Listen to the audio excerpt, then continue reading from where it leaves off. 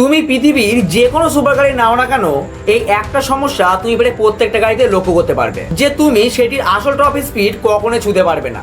কারণ top speed অর্জন করার জন্য শুধু শক্তিশালী ইঞ্জিন নয়, বরঞ্চ কয়েক কিলোমিটার লম্বা, সোজা এবং সম্পূর্ণ ফাঁকা রাস্তারও প্রয়োজন হয়, যা এই পৃথিবীতে পাওয়া প্রায়ই অসম্ভব ব্যাপার। এই জন্যই বুগাটির মতো বড় বড় কোম্পানিরা তাদের হাইপার কারগুলোর জন্য বিশেষভাবে তৈরি টেস্ট ট্রাকে ব্যবহার করে। এই ট্রাকগুলো সোজা লম্বা প্রায় 5 থেকে 10 কিলোমিটার পর্যন্ত হতে পারে। তখনই গিয়েই এই গাড়িগুলো ঘন্টায় প্রায় 400 কিলোমিটার গতিবেগের কাছাকাছি পৌঁছতে পারে। আর যদি ঘন্টায় 500 থেকে 600 কিলোমিটার গতিবেগে পৌঁছতে হয়, তাহলে প্রায় 100 কিলোমিটার লম্বা ট্রাকেরও প্রয়োজন হয়। কারণ 300-র পর গাড়িগুলোর গতির হার ধীর হয়ে যায় এবং এত লম্বা ট্রাক তৈরি করা কোনো কোম্পানির পক্ষে প্রায় অসম্ভব ব্যাপার। এই জন্য এই গাড়িগুলো তাদের আসল টপ স্পিড কখনো ছুঁতে পারে না। তোমরা যদি এইরকম জেনুইন পয়সা পেতে চাও, তবে চ্যানেলটি সাবস্ক্রাইব করা তোমাদের অবশ্যই প্রয়োজন। আপনি কি কখনো ভেবেছেন যে বিমানগুলো কেন এত জোরে ল্যান্ড করে? পাইলট কি জানেন না যে এত জোরে ল্যান্ড করলে বিমানে ক্ষতিগ্রস্ত হতে পারে?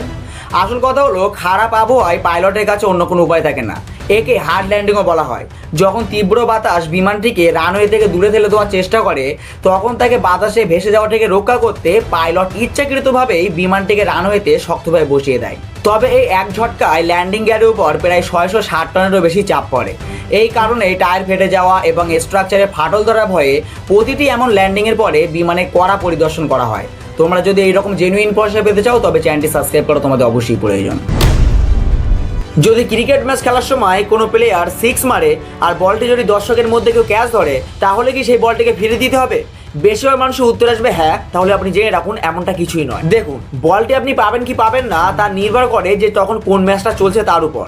যদি সেটা টেস্ট ম্যাচ বা আইপিএল হয়, তাহলে বলটা আপনি পেয়ে যেতে পারেন। কিন্তু যদি সেটি ইন্টারন্যাশনাল ম্যাচ যেমন ওয়ার্ল্ড কাপ বা টি20 হয়, তাহলে ওই স্টেডিয়ামে সিকিউরিটির দ্বারা সে বলটিকে ফেরত নেওয়া হয়। কিন্তু তারপরেও যদি কেউ বলটি দিতে অস্বীকার করে, তাহলে তাকে একদিকে নিয়ে গিয়ে সিকিউরিটি বেশ জোর করে তার কাছ থেকে বলটি ছিনিয়ে নেয়। তোমরা যদি এইরকম জেনুইন পয়সা পেতে চাও, তবে চ্যানেলটি সাবস্ক্রাইব করা তোমাদের অবশ্যই প্রয়োজন।